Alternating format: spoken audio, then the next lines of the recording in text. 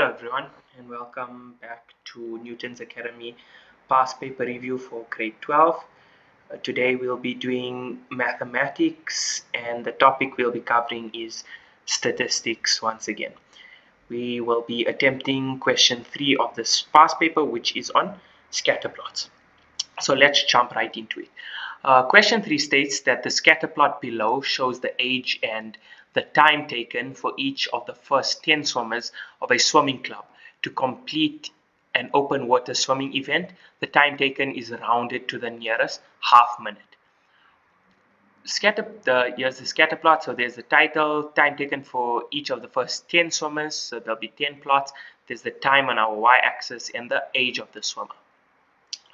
So scatterplots allow us to plot bivariate data. In this case, the two variables are time and the age of swimmer, and it allows us to sort of visualize trends and correlations within the data.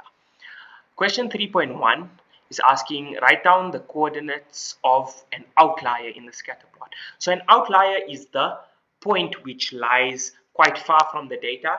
It doesn't usually observe the trends seen within the data, and there is a formula for the outlier, but in this case we are given the scatter plot itself, so we simply need to look for the point which lies furthest from the aggregation of most of the other points. So looking at the scatter plot, there are 2 points which sort of seem to lie quite far away. Now we need to determine which point. So vertically, the point on the left is more separated, but we see that the point on the left is only separated by about 2 units horizontally from the next point, whereas the point on the right is separated 3 units vertically and about like 9 or 10 units horizontally. So our outlier would be this point on the right. The question is just for 1 mark, so we simply have to write down the coordinates. So we see that it lies at the x coordinate 41, so the person is 41 years old, and the y coordinate is about 26 minutes, 6 above the 20-minute mark. So we write it in the form x and y. So 3.1, our coordinate is written in the form x and y.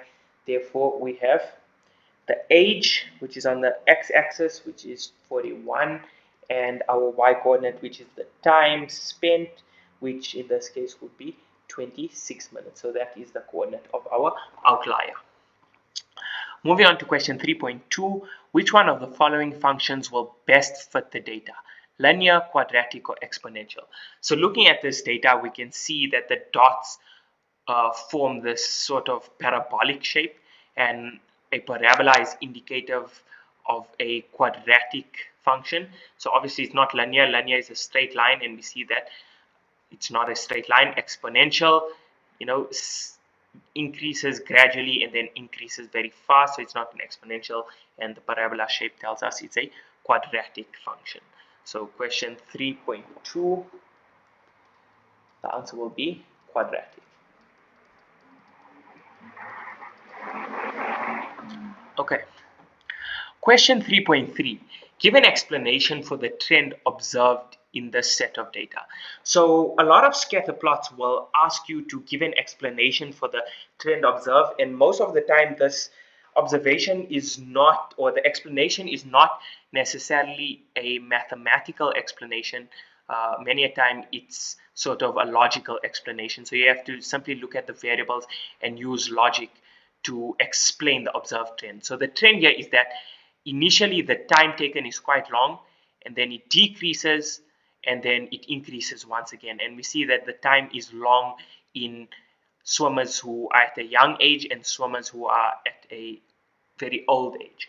So they want us to explain this trend. Well, a simple logical conclusion would be that people who are very young or very old don't necessarily have the strength and stamina to swim very fast, so they take a longer time, whereas people around the optimum age, which is like between 15 maybe and 25, those people have the strength and stamina to swim fast, and therefore they take less time to complete the swimming event.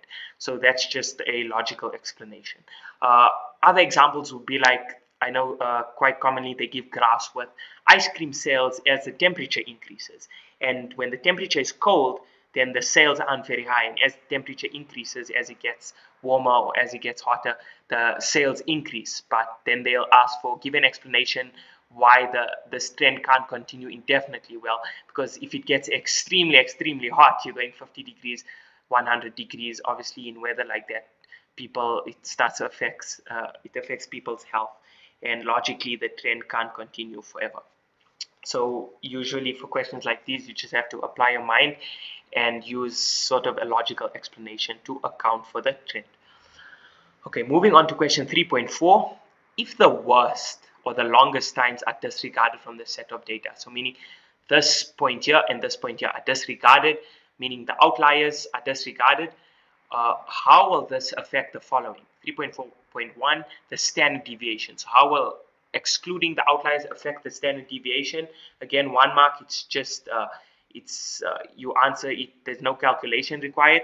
So the standard deviation, what is standard deviation firstly, right? Aside from the mathematical calculation of it, standard deviation simply describes how far the values in the data set are located from the mean. So obviously the outliers are quite far from the mean, meaning they increase the standard deviation. So once you remove these outliers, all these values here are closer to the average value, therefore the standard deviation will decrease. So 3.4.1, our standard deviation will decrease. Okay. And then we have 3.4.2, which asks how removing the outliers, the two longest times from the set of data, how will it affect the mean, our average. So obviously we know mean is the sum of the values all over the number of values. So obviously our number is only decreasing by 2, right? Because we now removing 2 values, but the sum of our values is decreasing by a significant amount, right? Because the 2 longest or the largest values on the numerator are removed. Therefore we can conclude that our mean, just write it as that, our mean must decrease. So our mean and our standard deviation will become smaller or will decrease, which makes sense because we are excluding the largest values, and those values are also happen to be the outliers.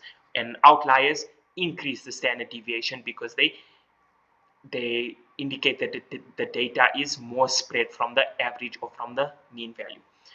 And that will conclude this question on statistics and scatter plots. Thanks for watching.